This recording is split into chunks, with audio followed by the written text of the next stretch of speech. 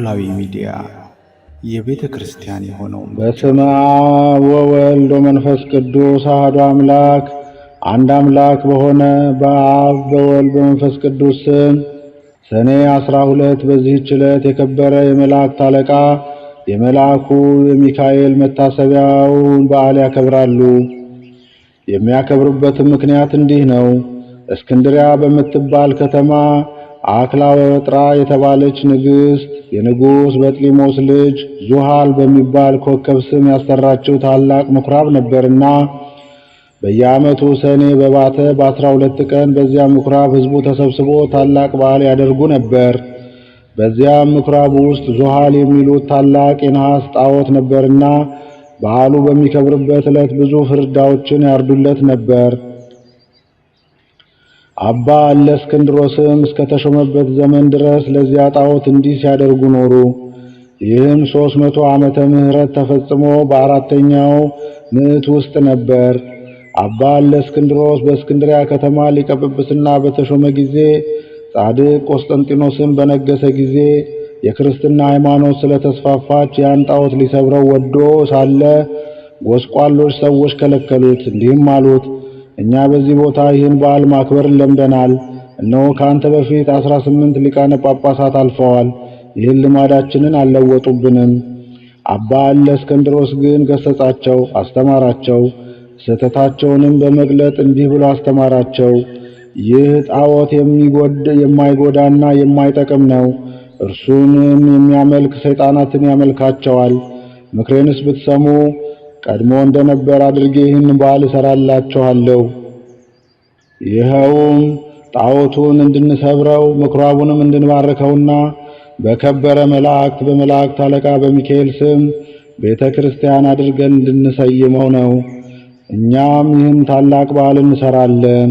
የሚታረዱትም ላሞችና በጎች ለድሆችና ለጦም አዳሪዎች ለችግረኞችም በከበረው መልአክ ስም ምግብ ይሁኑ። እርሱ በእግዚአብሔር ዘንድ ባለሟልነትን ያለው ስለሆነ ስለኛ ይማልዳልና። ይህንንም ብሎ በዚህ በጎ ምክር አስወደዳቸው፣ እነርሱም ታዘዙለት። ከዚህ በኋላ ያንን ምኵራብ አድሰው በዚህ የከበረ መላእክት የመላእክት አለቃ ሚካኤል ስም ቤተ ክርስቲያን አደረጉት። በዚህች ዕለት አከበሯት። እርሷም የታወቀች ናት። አረማውያን እስከነገሱበት ዘመን ኑራ ከዚያ በኋላ ፈረሷት። ይህም በዓል ተሰራ፣ ዛሬም ጸንቶ ይኖራል። ዳግመኛም በዚህች ዕለት እግዚአብሔር የመላእክት አለቃ ቅዱስ ሚካኤልን በነገዱ ውስጥ በመላእክት ሁሉ ላይ በብዙ ክብር ሾመው። ይህም የከበረ መልአክ ክብር ይግባውና በጌታችን ፊት ስለ ሰው ልጆችና ስለ ፍጥረታትም ሁሉ ይለምናል ይማልዳልም። የዚህ የከበረ የመላእክት አለቃ ሚካኤል ታምራቱ ብዙዎች ናቸው። ከእነርሱም አንዱ ይህ ነው። እግዚአብሔርን የሚፈራ አንድ ሰው ነበር። እርሱም የከበረ የሚካኤልን በዓሉን መታሰቢያ በየወሩ በ12ኛው ቀን ይልቁንም በሰኔና በኅዳር ወር አብልጦ ያከብር ነበር። በጎረቤቱም ርኅራኄ የሌለው አንድ ባለጠጋ ሰው ነበር። ይህን እግዚአብሔርን የሚፈራውን ሰው የከበረ መልአክ የሚካኤልን በዓል በሚያደርግበት ጊዜ ይጠላውና ያቃልለው ነበር። ለድሆች ስለ መራራቱም ይዘባበትበት ነበር። የሕይወቱ ዘመንም ተፈጽሞ የሚሞትበትና ከዚህ ከኃላፊው ዓለም ድካምም የሚያርፍበት ጊዜ ሲቀርብ የክቡር መልአክ ሚካኤልን የበዓሉን መታሰቢያ ታደርግ ዘንድ ምጽዋት ሰጪም ትሆን ዘንድ ሚስቱን አዘዛት። ከዚህም በኋላ አረፈና ገንዘው ቀበሩት። ሚስቱም ጸንሳ ነበረች። የመውለጃዋ ጊዜም ደርሶ ምጥ ያዛት። በታላቅ ጭንቀት ውስጥም ሳለች እንዲህ ብላ ጸለየች። የእግዚአብሔር መልአክ ሆይ ራራልኝ፣ በእርሱ ዘንድ ባለሟልነት አለህና በእግዚአብሔር ዘንድ ስለ እኔ ለምንልኝ። ይህንንም ባለች ጊዜ በቤቷ ውስጥ ብርሃን በራ፣ ከችግርም ዳነች። መልኩ ውብ የሆነ ወንድ ልጅንም ወለደች። የእግዚአብሔርን መልእክተኛ ቅዱስ ሚካኤል ከሰማይ ወርዶ ሕፃኑን እንዲህ ብሎ ባረከው። ርኅራኄ የሌለውን የዚህን ባለጸጋ ገንዘብና ሀብት ጥሪቱም ሁሉ ይህ ሕፃን እንዲወርስ እግዚአብሔር አዟል። ባለጸጋውም በቤቱ በአልጋው ላይ ሳለ ጌታ ጆሮውን ከፍቶለት ይህን ነገር ከመልአኩ ሰማ። ይህንንም በሰማ ጊዜ ታላቅ ሐዘን ደረሰበት። ሕፃኑም የሚገድልበትን ምክንያት ይፈልግ ጀመር። ነገር ግን ክብር ይግባውና ጌታ ይጠብቀው ነበር። ከዚህም በኋላ ያ ባለጸጋ ምክንያት አዘጋጅቶ የሚያገለግለኝ ልጅ የሆነኝ ዘንድ ልጅሽን ስጪኝ፣ እኔም እየመገብኩና እያለበስኩ አሳድገዋለሁ፣ ለአንቺም 20 ወቄት ወርቅ ሰጥሻለሁ አላት። ይህንንም ነገር ከባለጸጋው በሰማች ጊዜ ስለ ችግሯ እጅግ ደስ አላት። ልጇንም ሰጠችው። እርሱም 20 ወቄት ወርቅ ሰጣት። ልጇንም ወስደው የምሻው ተፈጸመልኝ ብሎ ደስ አለው። ከዚህም በኋላ በልጁ ቁመት ልክ ሳጥን አሰርቶ ሕፃኑን በሳጥኑ ውስጥ አስገብቶ ዘጋበት። እስከ ባህርም ተሸክመው ወስደው በባህር ጣሉት። ክብር ይግባውና በጌታችን ፈቃድ ያ ሳጥን ሳይሰጥም ከዚያች አገር የ20 ቀን መንገድ ያህል ርቃ ወደምትገኝ ወደ አንዲት አገር ወደብ እስከሚደርስ በባህሩ ላይ ተንሳፈፈ። በባህሩም አካባቢ በጎቹን አሰማርቶ የሚጠብቅ አንድ ሰው ነበርና ሳጥኑን በውሃ ላይ ተንሳፎ አየው። እርሱም ከባህሩ አውጥቶ ወደ ቤቱ ወሰደው። ይህንንም ሳጥን እንዴት እንደሚከፍተው ያስብ ጀመረ። ይህንንም ሲያስብ ወደ ባህሩ ይሄድ ዘንድ ጌታችን በልቡናው ሐሳብ አሳደረበት። ወዲያውኑ ተነስቶ ወደ ባህሩ ሄደና አንድ ዓሣ የሚያጠምድ ሰው አገኘ። ዓሣ አጥማጁን መረብህን በእኔ ስም ጣል፣ ለሚያዘው ዓሣ ዋጋህን እሰጥሃለሁ አለው። አጥማጁም እንዳለው አደረገ። ያን ጊዜም ታላቅ ዓሣ ተያዘ። ዋጋውን ሰጥቶ ዓሣውን ተቀበለ። ዓሣውን ይዞ ወደ ቤቱ ሄደ። ለራትም ይጠብሰው ዘንድ አረደው። በሆዱም ውስጥ መክፈቻ አገኘ። በልቡም ይህ መክፈቻ ይህን ሳጥን ይከፍተው ይሆን አለ። በሳጥኑ ቀዳዳም ባስገባው ጊዜ ፈጥኖ ተከፈተ። በውስጡም ይህ ታናሽ ብላቴና አገኘ።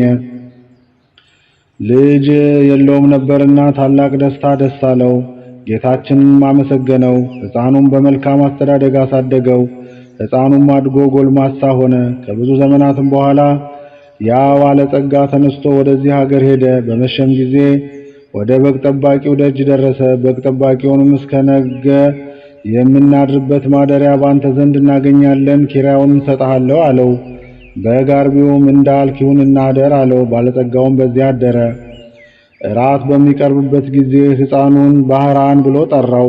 ባለጸጋውም ሰምቶ ልጅህ ነውን ብሎ ጠየቀው። በግ ጠባቂውም አዎን፣ ታናሽ ሕፃን ሆኖ ሳለ ከባህር አግኝቼዋለሁና እግዚአብሔር የሰጠኝ ልጄ ነው አለው። ባለጸጋውም በምን ዘመን አገኘኸው አለው።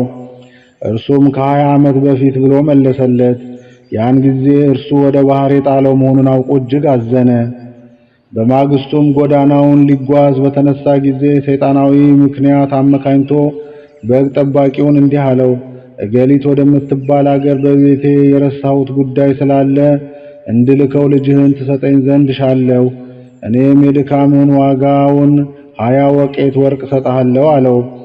የብላቴናውም አባት ስለ ገንዘቡ ደስ ብሎት ልጁ ባህራንን ሰጠው። እንዲህም ብሎ አዘዘው፣ ልጄ ባህራን፣ ይህ የከበረ ሰው ስለ ጉዳዩ ወደ ቤቱ ይልክ ዘንድ ና፣ ወደ ቤትህም በሰላም ትመለሳለህ። ባህራንም አባቴ ሆይ እሺ፣ በጎ ያዘዝከኝን ሁሉ አደርጋለሁ አለ። ያን ጊዜ ባለጸጋ ወደ መጋቢው እንዲህ ብሎ ደብዳቤ ጻፈ።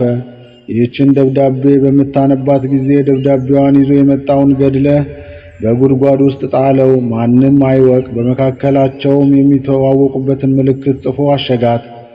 ለባህራንም ሰጠው። ለመንገዱም የሚሆነውን ስንቅ ሰጠው። ባህራንም ተነስቶ ጉዞውን ጀመረ።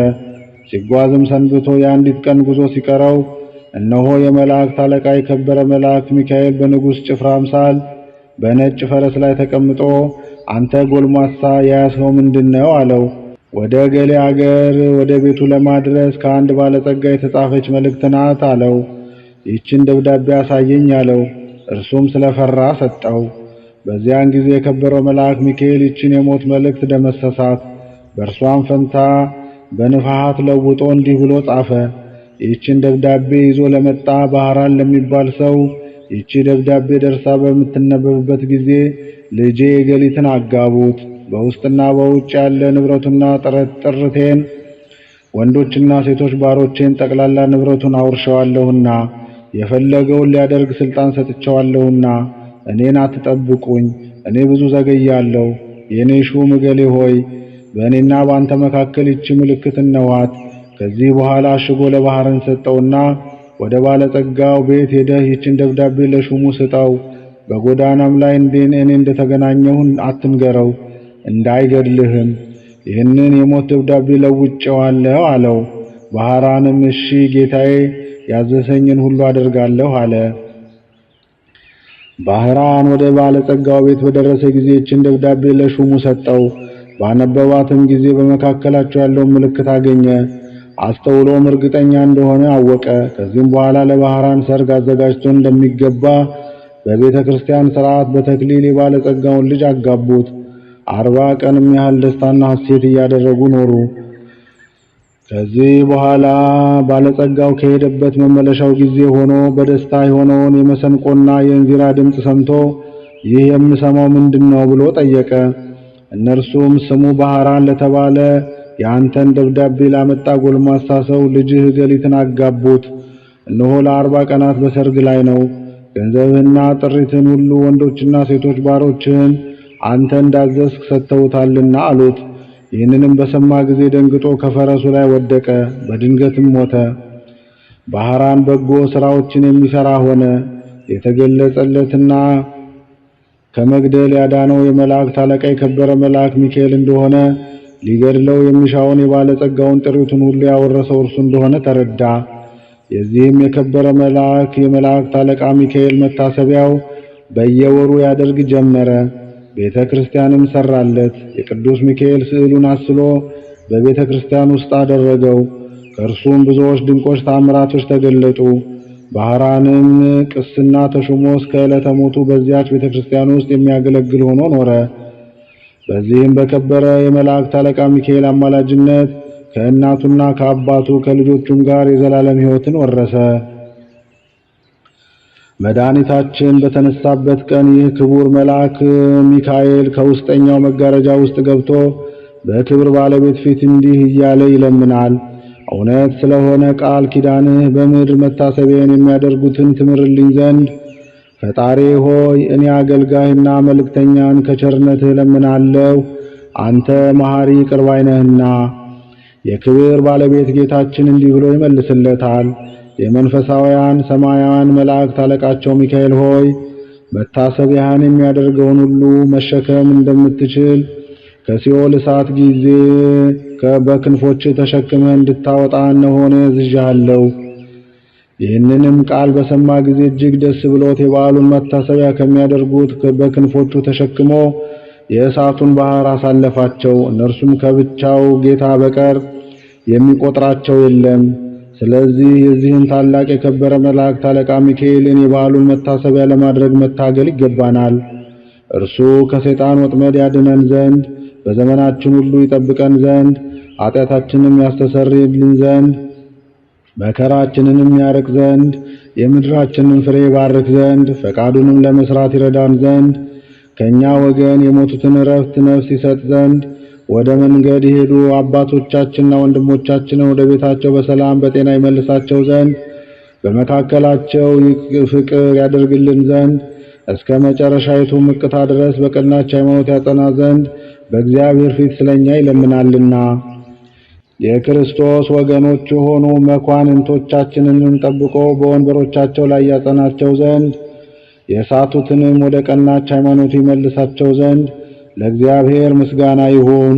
እኛንም በዚህ መልአክ አማላጅነት ይማረን ለዘላለሙ አሜን። ሰላም ለሚካኤል መሐሪ ውእቱ ወተአዛዚ ለሰብ በዲበ ሰናይቱ ለቀርነ ዝንቱ መልአክ በድምአ ንፋቱ በከመ ኮነ ቀዳሚ ውስተ ሰማያት ዕርገቱ ለእግዚአብሔር ይከውን ዳግመ ምጽአቱ። ዳግመኛም በዚህች ቀን እግዚአብሔርን የሚፈራ አስተራኒቆስ የሚስቱ የቅድስት አፎምያ የዕረፍቷ መታሰቢያ ሆነ። ይህም ሰው በየወሩ 3 በዓላቶችን እያከበረ ኖረ።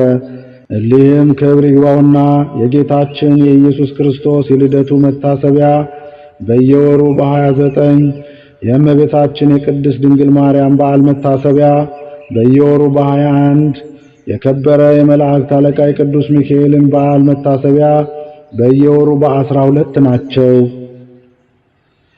የሚሞትበትም ጊዜው ሲቀርብ እርሱ ሲሰራው የነበረውን ምጽዋት ይልቁንም እሊህን ሦስቱን በዓላት እንዳታስታጉል ሚስቱን ቅድስት አፎምያን አዘዛት። እርሷም የከበረ የመልአኩ የሚካኤልን ስዕል ያስልላት ዘንድ ባሏን ለመነችው። እሱም አሰርቶ ሰጣትና በቤቷ ውስጥ በክብር አኖረችው። ባሏም ካረፈ በኋላ ባሏ ያዘዛትን መስራት ጀመረች። ሰይጣን ግን ቀናባት። በመበለት ሴት መነኩሲት ተመስሎ ከእርሷ ጋር ተነጋገረ። እንዲህም አላት፣ እኔ አዝንልሻለሁ እራራላሻለሁም። ገንዘብሽ ሳያልቅ የልጅነትሽም ወራት ሳያልፍ አግብተሽ ልጅ ብትወልጂ ዘንድ እመክርሻለሁ። ባልሽም መንግሥተ ሰማያትን ወርሷል፣ ምጽዋትም አይሻም። አፎምያም እንዲህ ብላ መለሰችለት፣ እኔ ከሌላ ሰው ጋር ላልገናኝ በእግዚአብሔር ፊት ቃል ኪዳን አድርጌያለሁ። እርግቦችና መንጢጦች እንኳን ሌላ ባል አያውቁም። በእግዚአብሔር አርአያ ከተፈጠሩ ሰዎች ይህ ሊሆን እንዴት ይገባል? ምክሩን ባልሰማች ጊዜ አርአያውን ለውጦ በላዩ ጮኸባት። እንዲህም አላት፣ እኔ በሌላ ጊዜ እመጣለሁ። እርሷም የከበረ የመልአኩ ሚካኤልን ስዕል ይዛ አሳደደችው። ከዚህ በኋላ ሰኔ 12 የከበረ የመልአኩ የሚካኤል በዓል በሚከበርበት ዕለት እሷም የበዓሉን ዝግጅት ስታዘጋጅ ሳለች ብርሃናዊ መልአክ መስሎ መጣ። አፎምያ ሆይ ሰላም ላንቺ ይሁን፣ እኔ መላእክት አለቃ ሚካኤል ነኝ። ጌታ ወደ አንቺ ልኮኛልና እርሱም ይህን መመጽወትሽን ትተሽ ለአንድ ምዕመን ሚስት ትሆኚ ዘንድ ጌታ አዞሻል።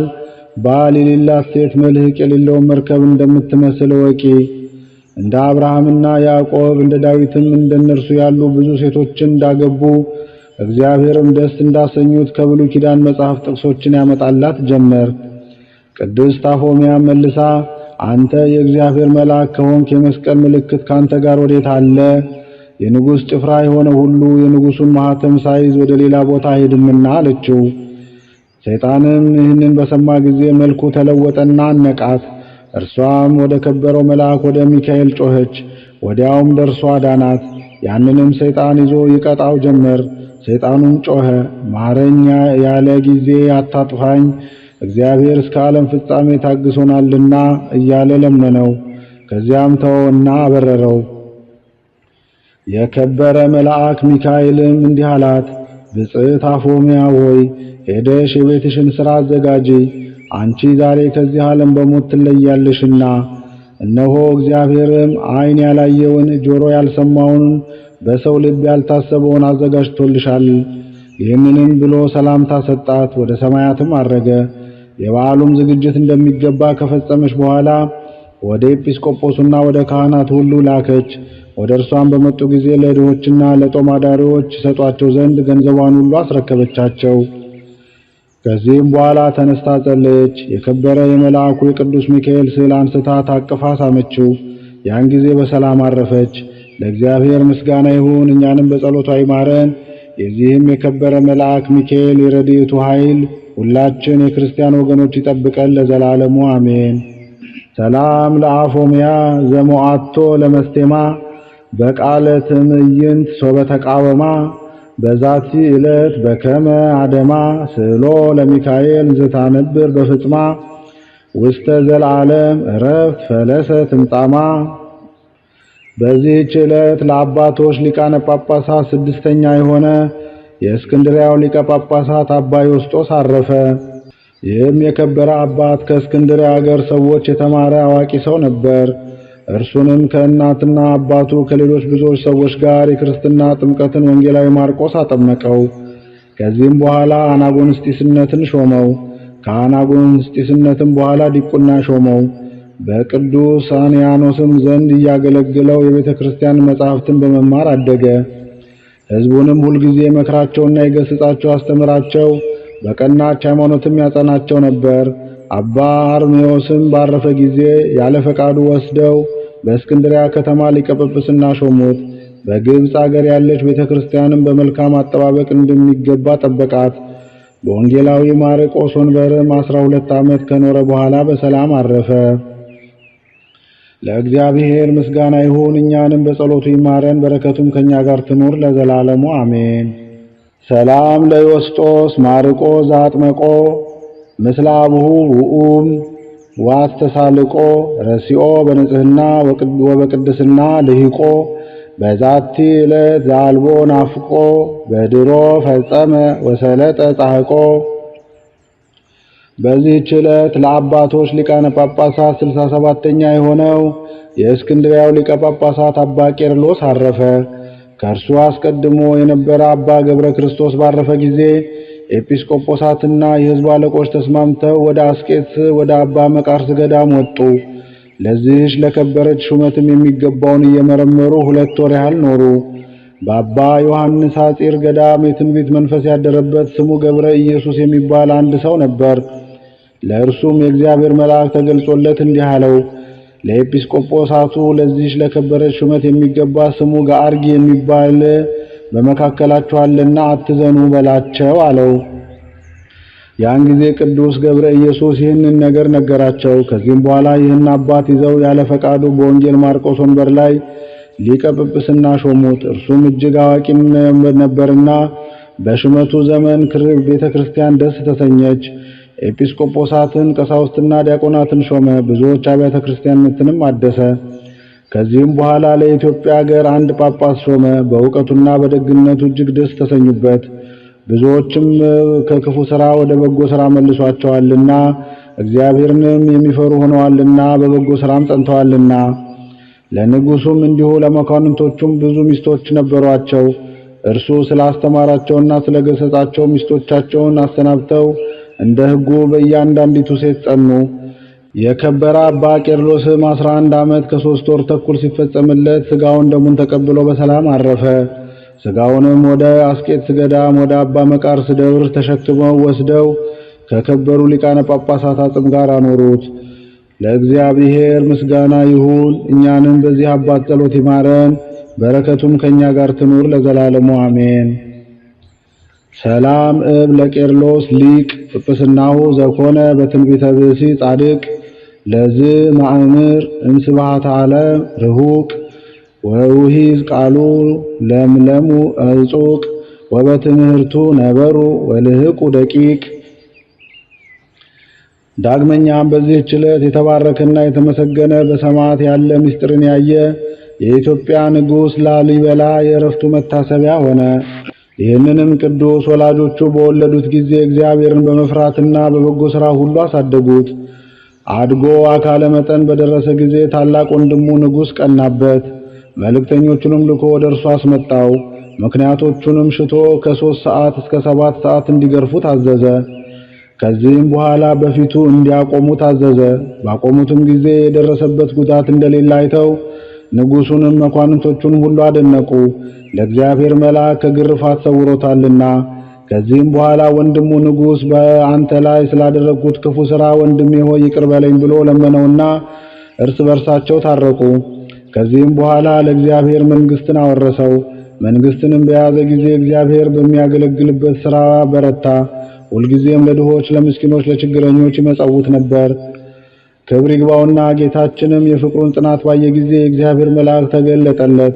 ወደ እርሱም ወደ ሰማያት አወጣው። 10ሩንም አብያተ ክርስቲያናት እንዴት እንደሚሰራቸው አሳየው። እነርሱም ሥራቸው የየራሳቸው የሆነ ልዩ ነው። ተመልሶ መንፈስ ቅዱስ እንዳራቀቀው በአስደናቂ ጥበብ አነጻቸው። እሊህንም አብያተ ክርስቲያናት አንጾ በፈጸመ ጊዜ መንግሥቱን ለወንድሙ ልጅ አወረሰ። ከዚህም በኋላ ክብር ይግባውና ጌታችን ኢየሱስ ክርስቶስ በብርሃን ሰረገላ ተቀምጦ የሚያስፈራ መብረቅን የተጎናጸፉ አእላፋት ሰራዊቶቹ ዙሪያውን ሆነው ወደ እርሱ መጥቶ እንዲህ አለው፣ ወዳጄ ላሊበላ ሆይ ሰላም ይሁንልህ። እኔ በማይታበል ቃል እነግርሃለሁ። ማደሪያ በክብር ሁሉ ከከበሩ 12ቱ ሐዋርያቶቼ ጋር ይሁን። በጸሎትህና በቃል ኪዳንህ ለሚታመን እምነቱ እንደ ጴጥሮስና ጳውሎስ ደም መፍሰስ ይሆንለታል። ወደ ቤተ መቅደስህም የሄደ በኢየሩሳሌም ወዳለው ቤተ መቅደስ እንደሄደ ይሆንለታል። ወደ መቃብርህም የተሳለመ የሥጋዬን መቃብር እንደተሳለመ ይሆንለታል። በዓመታቱ ወሮች ሁሉ የተራቡትን እያጠገበ የተጠሙትን እያጠጣ መታሰቢያህን ለሚያደርግ እኔ የተሰወረ መና መግበዋለሁ፣ የሕይወት ጽዋንም አጠጣዋለሁ። መታሰቢያ ቀንም ዕጣን ወይም ስንዴ የሚያገባውን እኔ በኢየሩሳሌም ሰማያዊት በውስጠኛው መጋረጃ አስቀምጬ ከተቆረሰው ሥጋዬ አቆርበዋለሁ። በአማላጅነትም የታመነ የገድልህን የቃል ኪዳንን መጽሐፍ የሚጽፈውን የአንተ ስም በተጻፈበት ቦታ እኔ ስሙን እጽፈዋለሁ።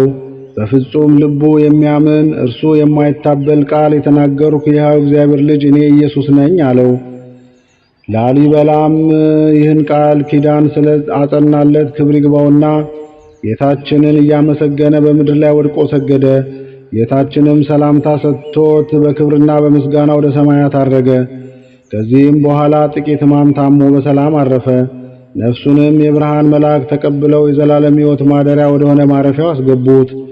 ለእግዚአብሔር ምስጋና ይሁን፣ እኛንም በጸሎቱ ይማረን፣ በረከቱም ከኛ ጋር ትኑር ለዘላለሙ አሜን። ሰላም ለላሊበላ ሐናፄ መቅደስ በጥበብ በእብ ይቡስ እንበለ መሬት ርጡብ ነሲኦ መባህተ እግዚአብሔር አብ በዘይተአመር ሎቱ ምስፍና ወምግብ ወዝንቱ መዓር ተድላ ነገሥት ወሕዝብ በዕለተ ተወልደ ተአገተ በንብ። አንድ አምላክ በሚሆን በአብ በወልድ በመንፈስ ቅዱስ ስም ሰኔ 13 በዚህች ቀን የኢየሩሳሌም ኤጲስቆጶሳት አባ ዮሐንስ አረፈ። በዚህች ዕለት ለከበረ መልአክ አዲስ የምሥራች ነጋሪ ለሆነ የመላእክት አለቃ ገብርኤል በዓልን ያደርጉልት ዘንድ መምህራን በግብፅ አገር ለክርስቲያን ወገኖች ሥርዓት ሠራላቸው። በዚህች ቀን የሄኖስ ልጅ የቃይናን የዕረፍቱ መታሰቢያ ነው። በዚህች ቀን የሰማዕቱ አቡላግንና የ200 ሰማዕታት መታሰቢያቸው ነው። እግዚአብሔር በጸሎታቸው ይማረን ለዘላለሙ አሜን። ዘአቅረብኩ ማህሌተ አዘኪረ አይላፈ እምለተ ጸምዱከ ዘልፈ ለላነብብ ተወከፍ ዘንዴቴ መጻፈ እንተረስተይከ እግዚኦ ጠሪቀ መበለት ውኩፈ እምላቡ ውላን ዘተርፈ ነቢያት፣ ቅዱሳን፣ ሐዋርያት፣ ሰባኪያን፣ ሰማዕት ወጻድቃን ወመላእክት ትጉሃን ደናግል አዲ ወመነኮሳት ሄራን ባርኩ ባርኮ ጉባኤ ዛቲ መካን እስከ አረጋዊ ልሂቅ ወንዑስ ሕፃን ለዘጻፎ በክርታስ ወለዘጻፎን ዘይደርስ ለዘአንበቦ ወለዘተርጎሞ በልሳን አዲስ ወለዘሰማ ቃሎ በዝነ መንፈስ በጸሎተሙ ማርያም አራቂተ ኩሉ እምባይ ስቡረ ይማረነ ኢየሱስ ክርስቶስ። የሊቀ መላእክት የቅዱስ ሚካኤል ጥበቃው አማላጅነቱ አይለየን። የቅዱሳን አባቶቻችን የቅዱሳት እናቶቻችን በረከታቸው ረድኤታቸው ጸሎታቸው አማላጅነታቸው አትለየን። አሜን። አቡነ ዘበሰማያት